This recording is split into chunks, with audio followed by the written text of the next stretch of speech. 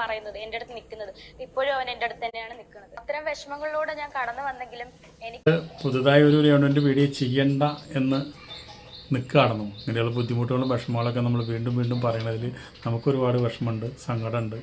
അപ്പോൾ അതുകൊണ്ട് പക്ഷേ ഇത് നിർബന്ധിതമാകണം നമ്മൾ പറയാനായിട്ട്. അതെന്താണ്, കണ്ണ് തുറക്കാത്ത കുറേ ആൾക്കാരുണ്ട്. അവർക്കും കൂടി ഒന്ന് കണ്ണ് തുറക്കാൻ വേണ്ടിയിട്ടെങ്കിലും ഇതൊന്ന് ഉപകരിച്ചാൽ നമുക്ക് നല്ലതല്ലേ. ഒരാളെങ്കിലും നന്നായി കഴിഞ്ഞാൽ അത്രയും കമൻറ്റ് ബോക്സിൽ തെറി കമൻറ്റ് വരുന്നത് കുറയല്ലോ എന്ന് വിചാരിച്ചിട്ടാണ് നമ്മൾ പറയണത്.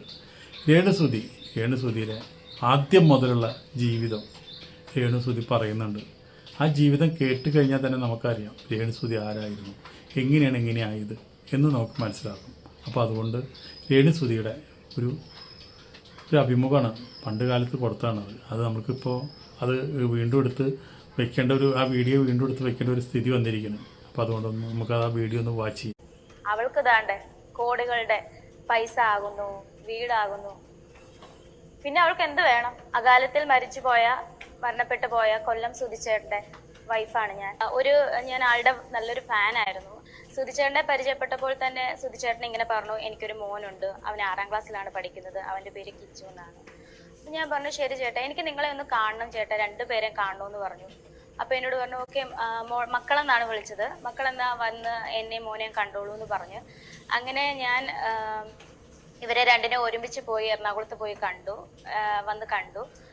കഴിഞ്ഞപ്പം മോനെ എന്നെ ഒരുപാട് ഇഷ്ടപ്പെട്ടു. അവനാണ് പറഞ്ഞത് സുധിച്ചേട്ടനോട്, അച്ഛാ നമുക്ക് ഈ അമ്മേനെ മതി കേട്ടോ, നമുക്ക് ഈ അമ്മേനെ എടുത്താലോ. അപ്പം ഞാൻ പറഞ്ഞു, സുധിച്ചേട്ടാ എനിക്ക് സമ്മതമാണ്, കാരണം കുഞ്ഞല്ലേ അങ്ങനെ പറഞ്ഞത്, എനിക്ക് സമ്മതമാണ്, എനിക്ക് നിങ്ങളെ 2 പേരെ ഇഷ്ടമാണെന്ന് പറഞ്ഞു. അങ്ങനെ അവരുടെ ലൈഫിലേക്ക് ഞാൻ കടന്നു ചെന്നു. അങ്ങനെയാണ് സുധിച്ചേട്ടൻ്റെ ലൈഫിലേക്ക് ഞാൻ അതായത് രജിസ്റ്റർ മാരേജ് ചെയ്ത് ഭാര്യയായിട്ട് ഒഫീഷ്യലായിട്ട് ഞാൻ ചെല്ലുന്നത്.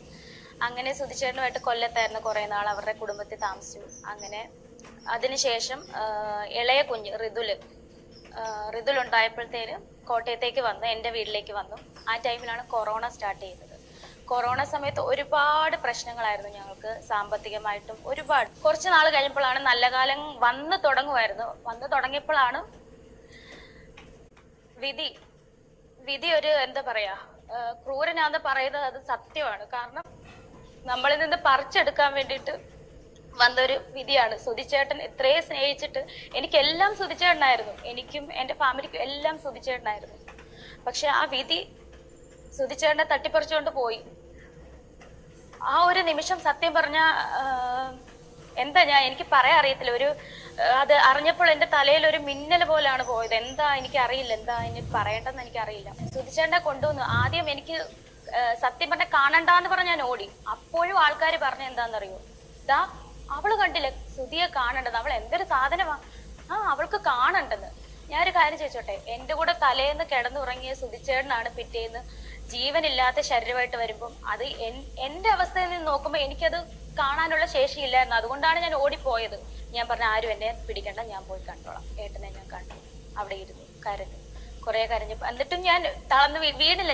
ഞാൻ എല്ലാവരും ഓർത്ത് ഞാൻ വീഴുവന്നു, പക്ഷെ വീണില്ല. എനിക്ക് എന്തോ ഒരു ധൈര്യം, എവിടുന്നോ ഒരു ധൈര്യം, മുന്നോട്ട് ജീവിക്കണം. സുധിച്ചേട്ടന്റെ ആഗ്രഹങ്ങൾ, സ്വപ്നം എല്ലാം എന്നിലൂടെയും എൻ്റെ മക്കളിലൂടെയും സബലീകരിക്കണം എന്ന് തോന്നി. പിന്നെ കുറെ കഴിഞ്ഞപ്പോഴാണ് ആൾക്കാർ പറഞ്ഞത്, അയ്യോ അവള് തേണ്ട 1 വർഷം. അന്ന് ഞാൻ കേൾക്കുന്നതാണ്, ഞാൻ സോഷ്യൽ മീഡിയയിൽ എൻ്റെ മനസ്സിന്റെ സന്തോഷം അല്ലെങ്കിൽ എൻ്റെ മനസ്സിന്റെ ആശ്വാസത്തിന് ഞാനൊരു റീൽസ് ഇടുമ്പോൾ, അതെ അവള് തേണ്ട അടുത്ത വർഷം അവള് വേറെ കല്യാണം കഴിക്കും, ആ മൂത്ത കുഞ്ഞിനെ, അവളുടെ കുഞ്ഞല്ലല്ലോ, ആ മൂത്ത കുഞ്ഞിനെ അവൾ ഉപേക്ഷിക്കും. അതുപോലെ ആദ്യമൊക്കെ വിഷമം വന്നിങ്ങനെ കേട്ടപ്പോൾ അവനെ ഞാൻ ഉപേക്ഷിക്കും. അപ്പോൾ ഇത് നമ്മൾ കേട്ടില്ലേ, ആദ്യം മുതൽ അവസാനം വരെ ആ ജീവിതം എങ്ങനെയാണ് രേണുവിൻ്റെ ജീവിതം. അതുപോലെ തന്നെ ഒരുപാട് കഷ്ടപ്പാടുകളും ബുദ്ധിമുട്ടുകളും കൂടിയാണ് നമ്മുടെ സുധി ജീവിച്ചിരുന്നത്. ഇവരൊന്നും ആനപ്പുറത്ത് ശിവേലിയായിട്ട് ജീവിക്കുന്ന ആൾക്കാരല്ല, ഇവരൊക്കെ സാധാരണക്കാരിലായിട്ട് ജീവിക്കുന്ന ഒരു വ്യക്തികളാണ്. അപ്പോൾ അതിൽ നിന്നെല്ലാം എന്തോ ഈ സോഷ്യൽ മീഡിയയുടെ കനിവ് കാരണം, പ്രേക്ഷകരുടെ അനുകമ്പ കാരണം, പ്രേക്ഷകർക്ക് ഇവർ പറയുന്ന ചടുലമായുള്ള സംഭാഷണങ്ങൾ കേൾക്കാൻ വേണ്ടി, ഇവരെ വിഷമങ്ങൾ കാണാൻ വേണ്ടി ഓരോ വീഡിയോകളിട്ട് അവർ 10 രൂപ ഉണ്ടാക്കിയത് എന്തിനാണെന്നുള്ളത് ഇപ്പോൾ എല്ലാവർക്കും മനസ്സിലായി കാണുമെന്ന് വിചാരിക്കണം. ഇനിയെങ്കിലും കല്ലെറിയുന്നവർ കല്ലെറിയാണ്ടിരിക്കട്ടെ. ഇത്ര എനിക്ക് പറയാനുള്ളൂ.